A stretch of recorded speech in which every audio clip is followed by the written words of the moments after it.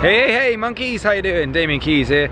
So this morning I left New York and flew to Nashville, Tennessee, and I've been on the strip, seen about 10 different bands.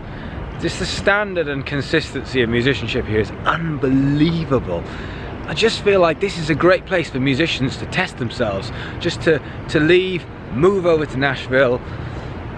You aren't going to be short for gigs because it's like every single town and high street in the UK, except every single shop is a bar and every single bar has a band in it.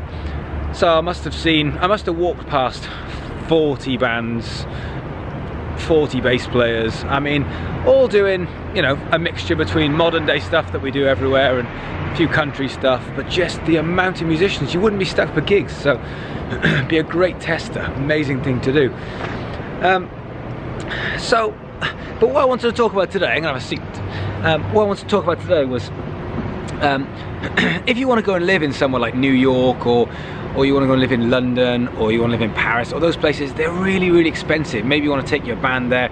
I hear quite a lot from musicians, I'm not in a place where all the opportunities are. Yeah, because London is a great place for opportunities, as is Manchester, Brighton, New York. You know, if you're in these big cities, it does make a difference. If you're out in the middle of the sticks, then it is very hard to have these opportunities. So here's my thought, and this is what I think you should do if you're in a band. I think you should go and have a meeting with your band, and I think you should say, we're all going to move to wherever you're going to move, London, LA, New York, Nashville, wherever it's going to be. I think you should rent a bedsit or a small one-bedroom apartment for 3, 4, 5, 6, however many people are in your band. And I think you should go and get 4 or 5 mattresses, stick them on the floor, and everyone sleeps in the same room. And you literally will be paying, you know, 50 quid to $100 rent per month. You can spend all of your money on the band, on recordings, on videos, on marketing. You can save so much money, and it's such a simple thing to do, but people don't want to do it.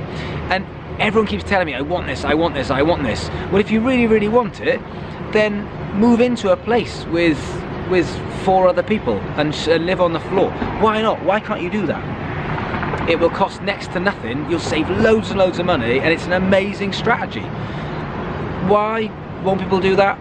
Probably fear, probably a bit worried about the idea of kind of downsizing their life that much. But if you're making a bit of money from playing music, if you're, you know, a part-time job, you can easily afford to move and split a 1-bedroom apartment or bedsit rent 4 or 5 ways.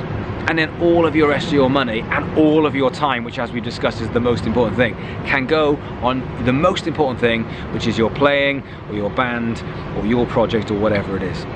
So yes, New York's expensive, yes, London's expensive, yes, Paris, Nashville, all these places, very expensive, absolutely. However, doesn't mean you can't move, doesn't mean you can't make it work. And I have to say, in this place, there's some great musicians in the UK, but the consistency here in Nashville is unbelievable.